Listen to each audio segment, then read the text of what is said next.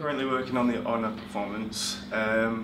It's a 6-minute dance piece, which is a small part of a whole show to basically honour the people that took place in World War I.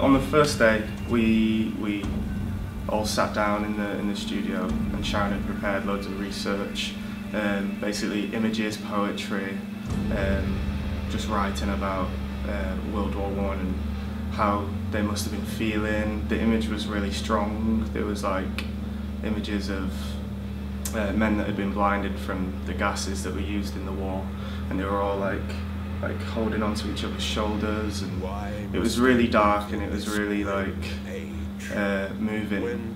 So from day one we'd got into the mindset of how they must have been feeling and thinking. Now wields the scepter and the rod. Man raised his sword once God had gone, to slay his brother, and the roar of battlefields now casts upon our homes the shadow of the war. The harps to which we sang are hung on willow boughs, and their refrain is drowned. Everything together it'll be exciting, but then there'll also be moments in like the film that will bring the audience back to the fact that we are here to remember the people that were involved in the World War, and like there'll be little subtle like dark and depressing moments and pain and anguish that they might see during the dance performance, because we have like a direct connection with the audience that stood right in front of us, so they'll be able to see the sweat pouring off us. They'll hopefully see how much we're trying to represent what the men that were fighting would have gone through.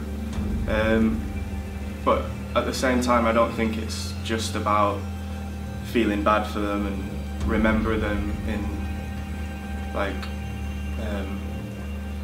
remembering them in like a dark, depressing sense. It's also about the fact that those were strong men, and a lot of them like triumphantly like carried on through the war, and they might have family members in the audience that are completely like so proud of them and so happy to see this performance, and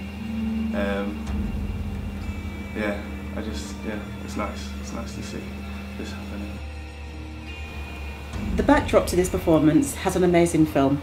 It's actually with one dancer, but that dancer in isolation lends itself to so much more, where I have 6 dancers performing in front of it, so it has a real nice juxtaposition. But that whole idea of isolation, I've taken the idea from the film where it is about one person, but actually that one person has several stories, and what you see out in the performance area are those different stories. So you can really either take in one person in isolation, or you can take in all 6, in fact all 7, because the backdrop is huge, and it really is not imposing, but it is absolutely encompassing in terms of gathering and collecting and embracing the whole experience.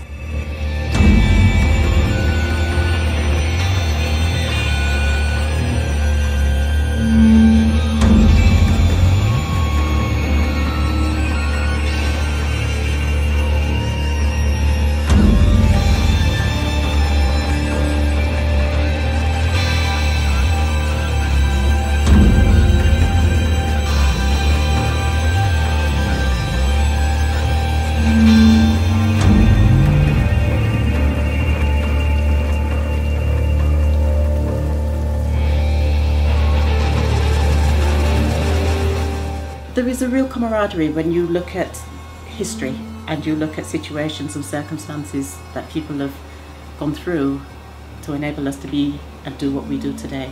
I am actually working on something to do with Civil Rights Act, which is about the freedom to speak and to be heard. And I think that there are similarities, although they're almost worlds apart in a sense of what the journey is, but you can really find a sense of people's voices coming together to speak as one. And I do believe that this event will actually be about that, acknowledging, appreciating, and really trying to just show thanks to those that have given their lives and have given over so that someone like me can be doing what I do today.